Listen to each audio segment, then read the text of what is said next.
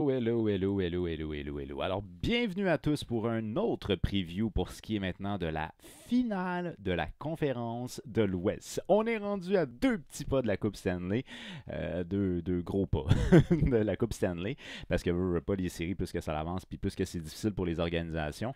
Là, ben, plus qu'on va avancer aussi, plus que les statistiques de saison régulière, selon moi, ne sont plus vraiment pertinentes, mais je les mentionne essentiellement en guise de comparaison. Mais sinon, c'est pas vraiment comparable. C'est pas vraiment comparable.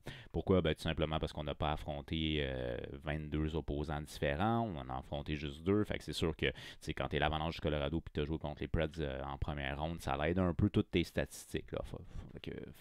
Donc, à ce niveau-là, je pense que c'est plus vraiment très pertinent de mentionner les statistiques de saison régulière. Puis les statistiques de série, c'est touché à analyser un peu. Mais on va quand même se donner une petite idée de quoi ça pourrait avoir là, cette fameuse finale de la conférence de l'Ouest. Puis ce qui est intéressant pour les hockey fans, c'est que c'est deux équipes à caractère offensif. Donc, c'est intéressant. Ça devrait être des matchs ouverts.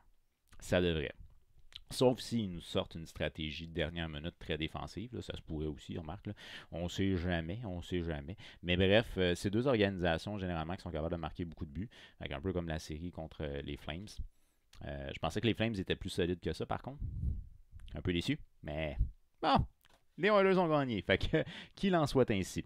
Alors, on a d'un côté l'Avalanche du Colorado, qui est l'équipe numéro 1 de la division centrale contre les Oilers d'Edmonton, l'équipe numéro 2 de la division Pacifique, qui ont sorti les numéros 1, les Flames de Calgary, lors de la dernière ronde. En saison régulière, l'Avalanche du Colorado, c'est 56 victoires pour 119 points, alors que les Oilers, c'est 49 victoires pour 104 points. On n'est quand même pas tant loin, mais c'est quand même une belle différence. 3,76, c'est la moyenne de buts marqués de l'Avalanche en saison régulière et 3,48, c'est la moyenne de buts marqués des Oilers, donc avantage à l'Avalanche du Colorado. 2,83, c'est la moyenne de buts encaissés de l'Avalanche contre 2,06. Avantage, dis-je bien, à l'Avalanche.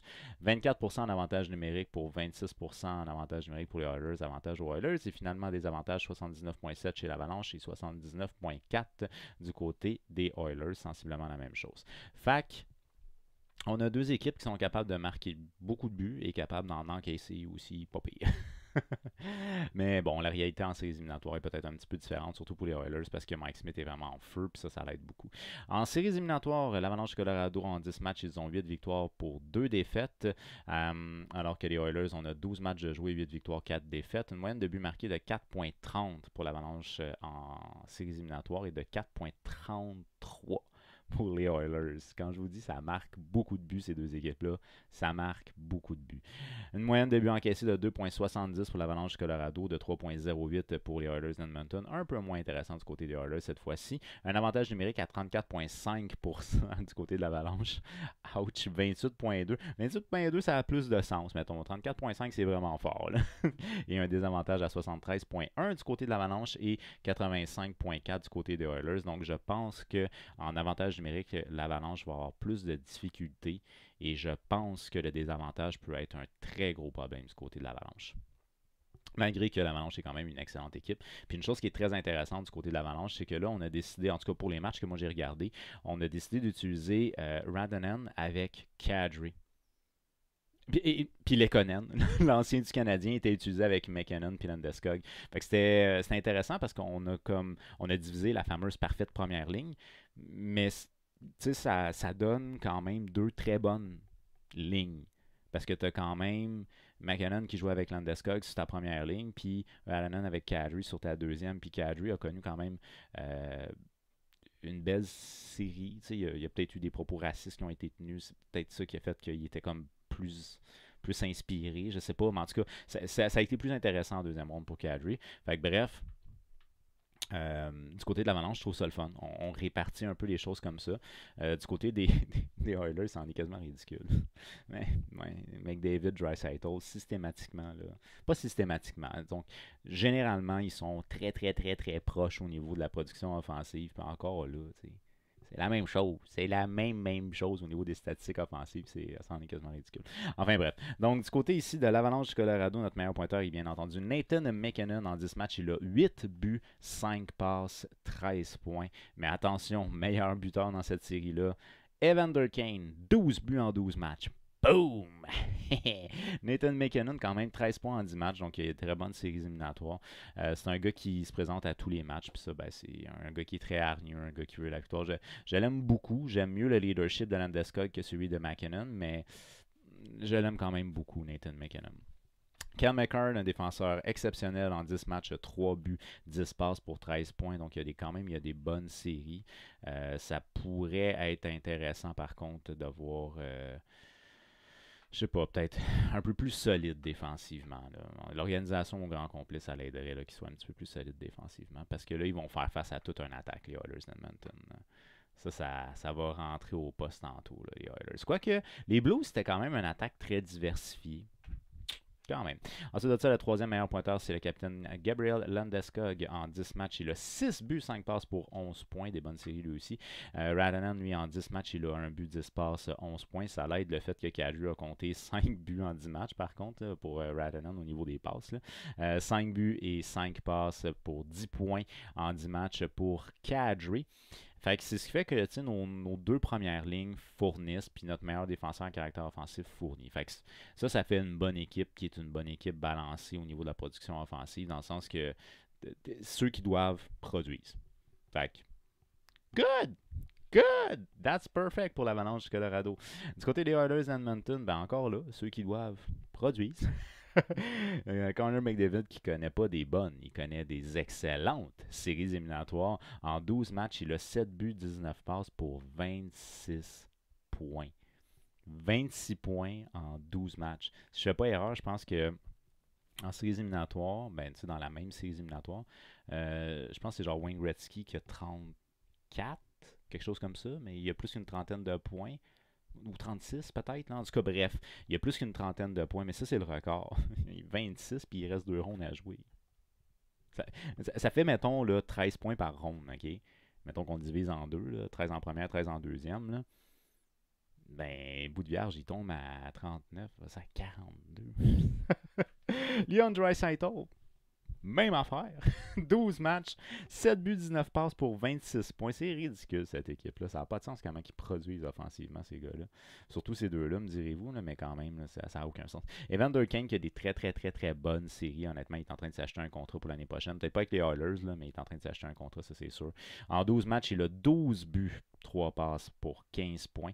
Ensuite de ça, on a Hyman. Hyman, ça aussi, c'est une acquisition qui est intéressante du côté des Oilers pour diversifier un petit peu plus l'attaque. Hyman qui a des bonnes séries, 12 matchs, 8 buts. 4 passes, 12 points. Et finalement, Ryan Nugent-Hopkins, 12 matchs, 4 buts, 7 passes pour 11 points. Donc presque 1 point par match quand même. Fait on a deux très bonnes équipes sur un point de vue offensif. Ça, il n'y a pas de doute à avoir là-dessus. Le système de jeu défensif n'est pas vraiment le meilleur, ni d'un bord, ni de l'autre. J'ai beau aimer la lecture de jeu intelligente de Cal McCarr, mais quand même, c'est pas les équipes les plus solides. Mais je donne quand même un avantage défensif. Je le donne quand même à l'Avalanche du Colorado, plus qu'aux Oilers. Quand on arrive avec les gardiens, bon, là, les gardiens, on a eu Darcy Kuemper pour l'Avalanche du Colorado, 9 matchs, 2,44, 904 d'efficacité. C'est bien, sans plus, mais c'est bien. Mais Darcy Kuemper m'a habitué à être capable de recevoir beaucoup de tirs à la gueule. Puis avec les Oilers, il va en recevoir beaucoup. Fait que, bref, il faut qu'il s'attende à avoir une série quand même très occupée du côté de Darcy Kuemper à 9,04 d'efficacité. 904, dis-je bien. C'est peut-être pas assez pour vraiment faire face à l'attaque. À l'attaque, puis à l'avantage numérique aussi là, des Oilers, qu'il n'est peut-être pas aussi démesuré que celui de l'Avalanche, l'avantage numérique en série, j'entends, mais c'est un avantage numérique qui assurément peut faire très mal du côté des Oilers. Fait que ça risque d'être peut-être un peu plus difficile du côté de l'Avalanche du Colorado. Et par la suite, on a Pavel Francouz, 2 matchs, 2,97, 902. Mais honnêtement, même l'auxiliaire, c'est correct, là, sans plus. Là. Mais l'auxiliaire du côté d'Edmonton est pire. Fait qu'on va se dire que l'auxiliaire, on donne l'avantage à l'Avalanche. Mais au niveau du partant, par contre, Mike Smith, en séries éliminatoires, il a 12 matchs, une moyenne de buts accordés de 2,70 et une efficacité de 927. Je vous en ai parlé depuis le début des séries. La particularité que ce gars-là a, il n'a pas une technique impeccable, vraiment pas. Mais c'est un gars qui est très hargneux et qui est combatif. Il va être combatif jusqu'à la fin. Alors, Mike Smith, c'est une personnalité. C'est pas qu'un gardien. C'est un gardien, mais aussi une personnalité. C'est un gars qui inspire son équipe. Darcy Camper, c'est un gardien qui fait des arrêts. C'est pas nécessairement vraiment pas une grosse personnalité. En fait, Darcy Camper, c'est un gars très à sa place. C'est un gars qui est plus low profile. Mike Smith, non. Fait que Mike Smith, là, pour vous donner une idée, je me rappelle pas c'était quel match exactement, mais je sais que c'était contre les Flames de Calgary, puis de mémoire, il me semble que c'est Lucic. Mike Smith est en arrière de son filet, Lucic, il rentre dans la bande, on retire Mike Smith pour aller faire des tests au niveau du vestiaire. Fait qu'on retire Mike Smith pour aller faire des tests au niveau du vestiaire, on embarque l'auxiliaire Koskinen, tu sais. Et puis là, quand Mike Smith est revenu vers la patinoire, donc je vous situe, on est à Edmonton, puis à Edmonton, il y a des caméras dans le corridor qui va vers le vestiaire des joueurs. Fait que là, on voyait Mike Smith sur l'écran géant qui revenait du vestiaire avec les caméras qui sont dans le corridor. Standing ovation. Le monde était debout, puis Mike Smith revient. Puis, fait que c'est ça, Mike Smith. Mike Smith, c'est un gardien de but qui inspire son équipe. Et ça, c'est quelque chose qui est très intéressant parce que en ce moment, ça va bien pour Mike Smith. 927 d'efficacité, c'est très bon. Les Flames étaient quand même pas un petit client. Là. Je veux dire, c'était les champions de la division Pacifique quand même. Là. Fait que c'était un bon client quand même. Je pense pareil que l'Avalanche est un client plus féroce, mettons, que pouvaient l'être les Flames. Mais il reste que c'est un gars qui peut très bien inspirer son équipe et ça, c'est quelque chose qui est très intéressant. Tant qu'on ne fait pas appel à l'auxiliaire Koskinen, 2 matchs, 5.23, 865 d'efficacité, c'est pas vargeux, surtout pas si tu es rendu en finale de conférence. Tu veux pas embarquer ton gardien qui a 865 d'efficacité, mettons. Fait que dans un meilleur des mondes, mettons qu'on fait appel à un auxiliaire. Francis, c'est peut-être un peu mieux que Koskinen, mais on espère garder nos starters des deux côtés. Alors, si les choses vont dans le sens, dans un sens naturel, on va dire, l'Avalanche du Colorado est une équipe qui a vraiment une puissante attaque. C'est une équipe qui est capable de jouer mieux, mais pas nécessairement impeccable au niveau défensif que les Oilers. Puis qui ont un gardien qui peut faire mieux que ce qu'on a vu jusqu'à date. Mais tu sais, les Blues, c'était quand même une équipe qui avait une attaque très diversifiée. Il y a beaucoup de gars qui sont capables de compter chez les Blues. C'est un peu plus limité du côté des Oilers, mais encore là, quand tu regardes un gars comme, mettons, Evander Kane, là, tu penses aux Oilers, tu penses aux deux gros noms, mais Evander Kane, il y a quelque chose là, en séries éliminatoires. Fait que ça risque d'être vraiment un très très gros client. Moi, la raison pour laquelle je vais y aller avec l'Avalanche du Colorado, c'est parce que l'Avalanche du Colorado, ça fait quand même quelques années qu'on fait que on se voit comme étant des Cup contenders. Je pense qu'on a fait des moves intéressants du côté de l'Avalanche. Puis je pense que tout ce qui est le core de leadership est là. Puis il se présente.